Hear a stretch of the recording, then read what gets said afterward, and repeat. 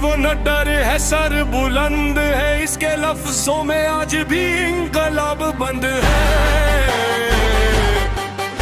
کسان ہو یا مزدور، طالب علم یا جوان، ہر دل میں زندہ ہے اس کا پاکستان۔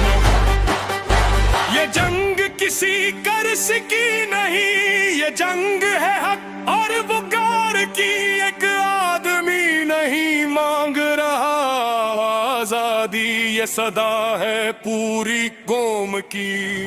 عمران خان کی آزادی انصاف کی فتح کا ہے اعلان ہے، جب کے بت ٹوٹیں گے